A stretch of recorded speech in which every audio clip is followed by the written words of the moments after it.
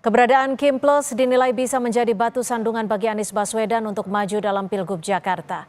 Apakah dibentuknya koalisi besar dalam Pilkada Jakarta ini bertujuan untuk menjegal Anies Baswedan maju dalam Pilkada Jakarta meski memiliki elektabilitas tertinggi? Kita akan membahasnya bersama Refli Harun, pakar hukum tata negara, dan Viva Yoga Mauladi, Wakil Ketua Umum Partai Amanat Nasional. Selamat petang Mas Viva dan juga Mas Refli, terima kasih sudah bergabung bersama kami di Kompas Petang. Selamat petang. Assalamualaikum warahmatullahi wabarakatuh. Ya. Assalamualaikum warahmatullahi wabarakatuh. Waalaikumsalam. Mas Viva, ini Mas Kaisang bertemu dengan Caimin. Ini PKB sudah dipastikan masuk di Kim Plus ini? Yang pertama bahwa konfigurasi politik nasional itu berbeda dengan konfigurasi politik daerah. Ada yang berbeda dan ada yang sama. Nah, kita melihat bahwa situasi pilkada ini di internal koalisi Indonesia Maju itu ada yang sama, ada juga yang berbeda. Kalau berbeda, kami saling memahami dan saling mengerti karena itu adalah kepentingan subjektif masing-masing partai politik. Yang kedua, kalau kemudian ada koalisi besar Jakarta, jangan kemudian itu dianggap playing victim kepada Mas Anies untuk menjegal. Tidak ada. Ini adalah era demokrasi. Setiap penentuan siapa pasangan calon itu sudah diatur di Undang-Undang Pilkada. Jadi kalau kemudian ada playing victim seperti itu ya sudah tidak masuk lagi lah. Yang penting sekarang ini ada kecenderungan dari partai-partai politik untuk mengusung kader-kader terbaiknya. PAN memiliki Zita Anjani, PKS memiliki Sohibul Iman, kemudian Golkar memiliki Ridwan Kamil dan Caimin juga memiliki banyak sekali kadernya. Jadi ini adalah bagian dari proses kaderisasi di partai politik. Kalau kemudian seseorang itu kemudian tidak bisa maju, ya jangan disalahkan partai politiknya meskipun memiliki nilai elektabilitas yang tinggi. Karena hasil survei itu kan pasti akan berubah dalam setiap waktu dan setiap kondisi ruang dan waktu. Jadi oleh karena itu masih sangat dinamis proses politik di pilkada daerah khusus Jakarta ini. Kita akan menanti siapa pasangan calon yang akan diusung oleh koalisi besar Jakarta, termasuk PAN, Golkar, Gerindra, dan teman-teman yang lainnya, dan juga dari pasangan calon yang lainnya. Mas Refli, kalau perspektif Anda nih, Kaisang siang tadi bertemu dengan PKB, ini kira-kira membawa pesan khususkah dari Jokowi? Makanya saya dari dulu tidak tertarik ngomong tentang threshold, baik di presiden maupun di pilkada. Karena threshold ini adalah alat tukar tambah, alat untuk menjegal calon, dan alat untuk menentukan kemenangan tanpa fair competition. Saya mau memulai dengan pantun ya. Di tengah jalan hujan lebat pada saat ke kota Tegal, ya Jakarta tidak akan jadi hebat kalau calonnya calon tunggal. Jadi berlawanan dengan dari Pak Muzani dong ya? Iya, coba bayangkan. Kita ini ingin membangun demokrasi elektoral yang sehat, yaitu gubernur, bupati, wali kota dipilih secara demokratis. Pengertian demokratis itu adalah ya, suara Anda agak menghilang nih Mas Refli. Kenapa? Suara Anda agak menghilang, agak jauh dari mic. Bagaimana, boleh diulang? Oke. Jadi kita ini kan kenapa pemilihan langsung? Karena kita ingin membangun demokrasi baik di pilkada maupun di pilpres. Tapi sejak awal demokrasi kita ini di-capture oleh partai politik dengan threshold. Dan threshold itu alat tukar tambah.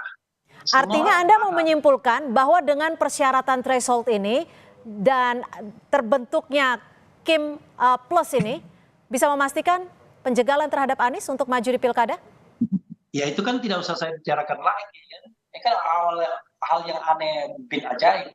Ada orang yang elektabilitasnya tertinggi, sudah disebut akan dimajukan oleh partai politik tertentu, tapi tiba-tiba dirayu oleh kelompok lain. Dan rayuannya itu rayuan ya, yaitu kursi kabinet. Atau kalau tidak, Anda akan diancam. Kita ini sudahlah, kita bukan anak kecil. Kita pahamlah mana panggung depan, mana panggung belakang. Tapi saya setuju Mas Viva, memang hidup itu jangan digantungkan pada kebaikan orang lain. Harus diperjuangkan. Nah sekarang PDIP sebagai pemenang pemilu dia sedang belajar bagaimana dia dikeroyok oleh partai yang lainnya walaupun dia pemenang pemilu. Nanti PAN juga akan mengalami hal yang sama. Begitu dia terpojok, baru kemudian dia merasa pentingnya demokrasi. Tapi sekarang partai-partai yang sedang berkuasa itu nggak merasa penting adanya yang namanya demokrasi fair. Yang ada adalah bagaimana berkonspirasi untuk mematahkan pesaing.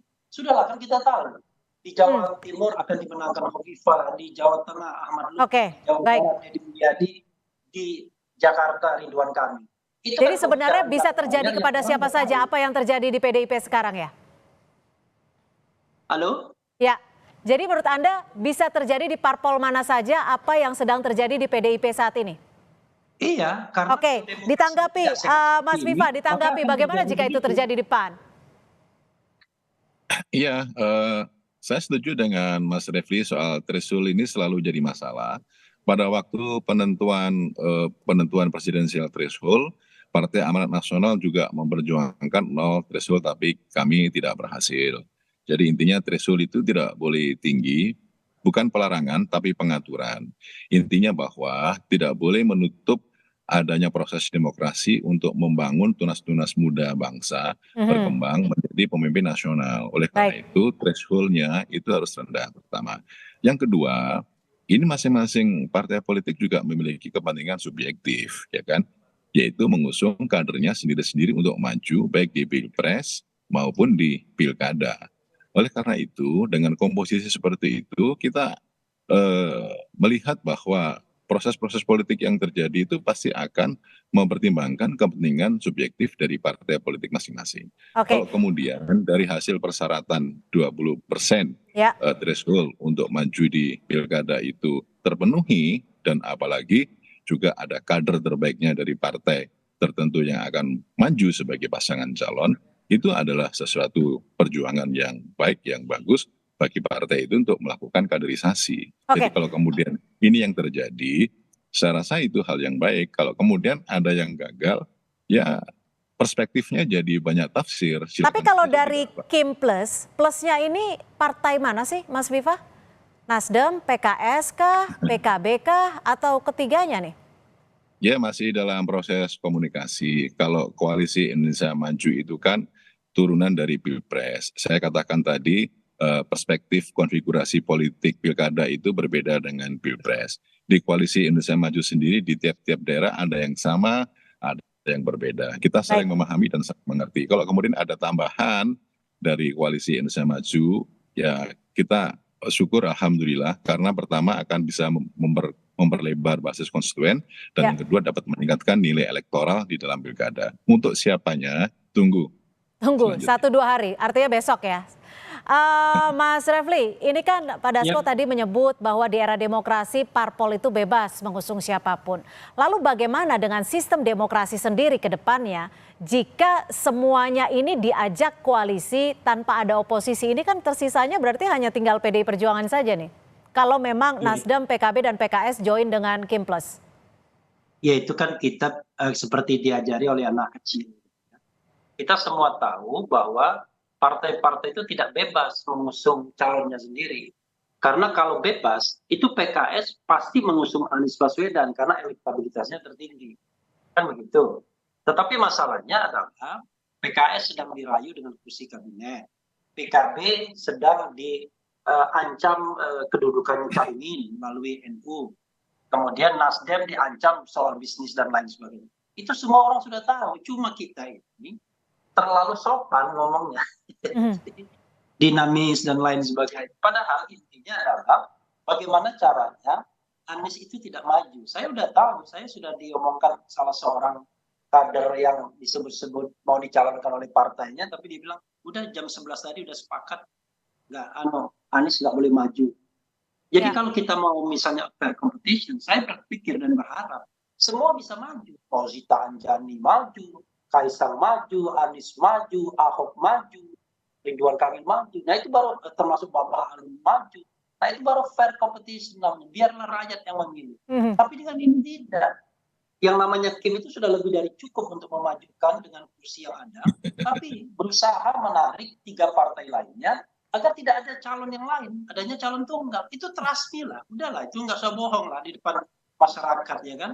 Nah, nanti yang ditinggalkan PDIP. Kalau PDIP ditinggalkan sendirian, PDIP nggak bisa nyalon karena partainya cuma punya Tidak kursi cukup. 15, ditambah Perindo, P3 cuma 2, nggak bisa nyalon. Maka yang Hmm, ada adalah calon tunggal.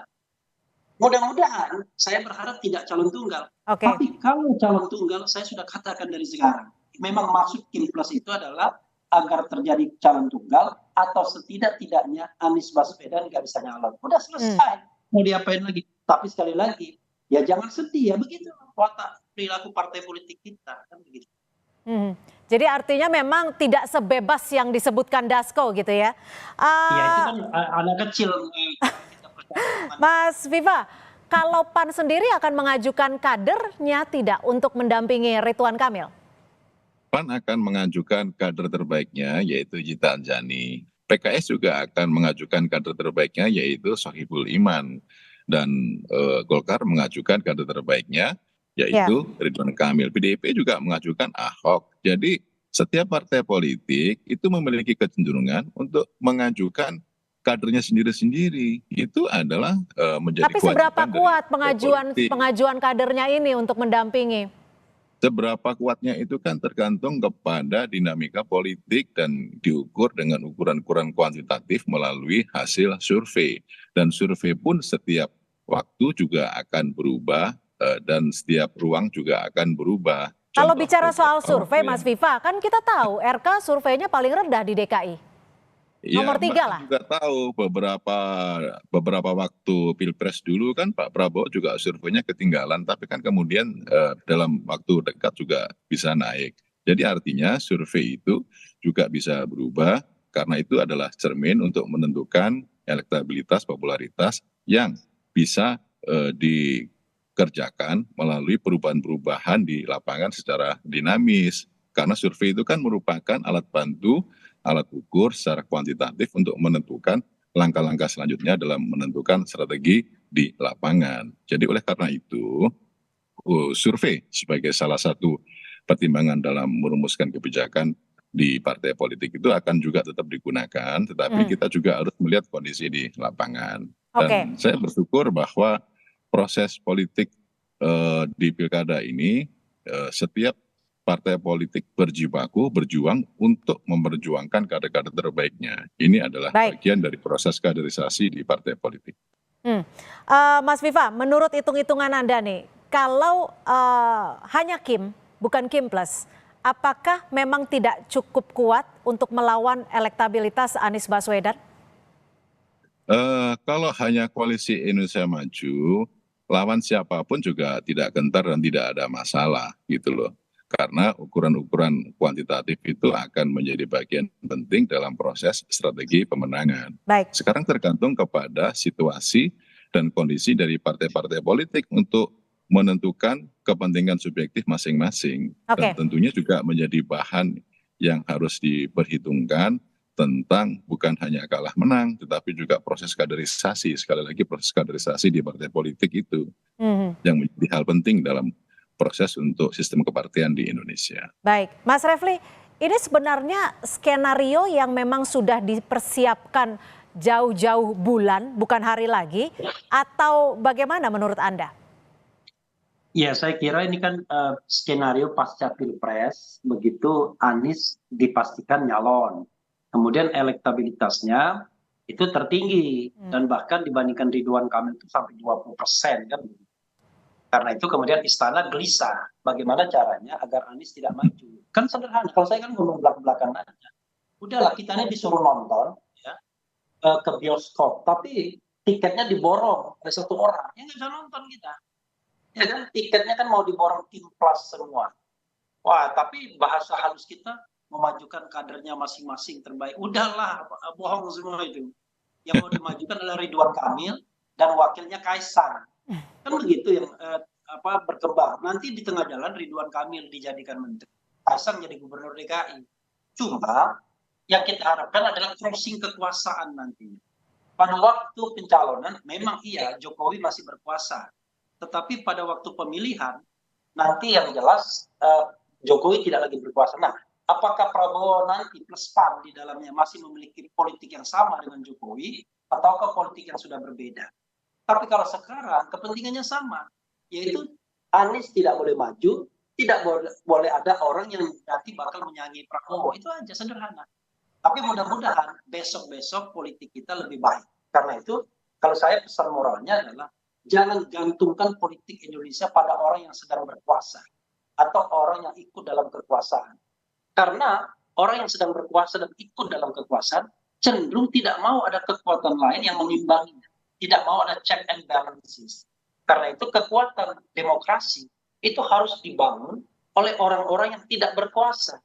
Walaupun berat, tapi harus dilakukan terus-menerus. Sehingga yang namanya kekuasaan cenderung korup, ya, power tends to corrupt itu, kita bisa kurangi dampak buruknya. Kalau kita berharap bahwa nanti partai-partai akan sadar, nggak mungkin kita menyadarkan orang yang sedang merebut manisnya kekuasaan. Lalu bagaimana jika bicara soal kekuasaan, lalu bagaimana nanti dengan PDI Perjuangan? Bagaimana untuk memastikan memenuhi syarat-syarat untuk maju di pilkada? Dan faktor-faktor apa setidaknya yang bisa mempengaruhi agar nanti Ridwan Kamil tidak melawan kota kosong? Ya, satu-satunya cara adalah kita hanya bisa berharap dengan dua calon saja. Ya, dua partai saja, yaitu PDIP dan PKS. Nah, mudah-mudahan tiba-tiba PAN bilang, ya udahlah, kalau Anies mau bergabung sama Zita Anjani, udah PDIP nanti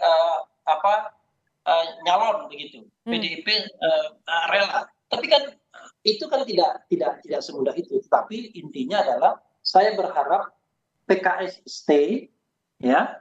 Kemudian PDIP mau bergabung sama PKS sebagai partai yang melambangkan oposisi hari ini. Dan ini adalah godaan terbesar bagi PKS, karena bagi PKS, kalau dia tidak mencalonkan Anies 3 kursi kabinet, kalau dia mencalonkan Anies hanya menang secara moral saja.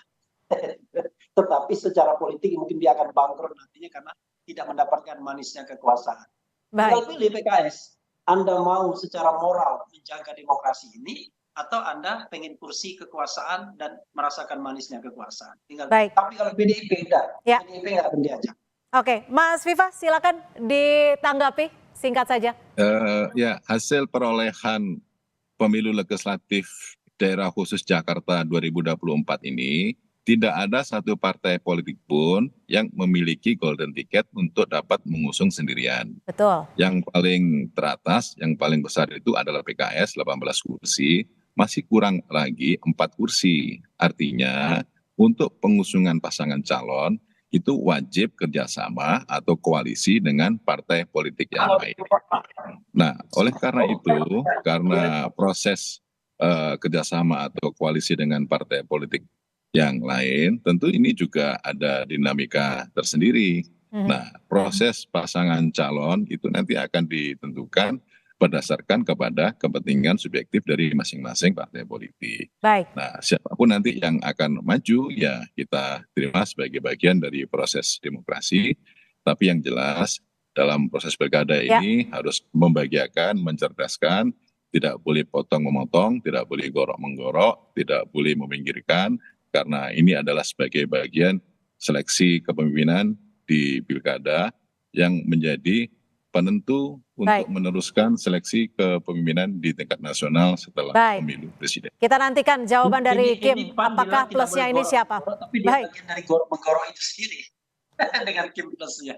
Baik, terima kasih. Waktu kita cukup sampai di sini. Terima kasih Mas Viva Yoga Mauladi, Waketum Partai Amanat Nasional, dan juga Refli Harun, pakar hukum tata negara, sudah bergabung bersama kami di Kompas Petang. Selamat sore. Sore.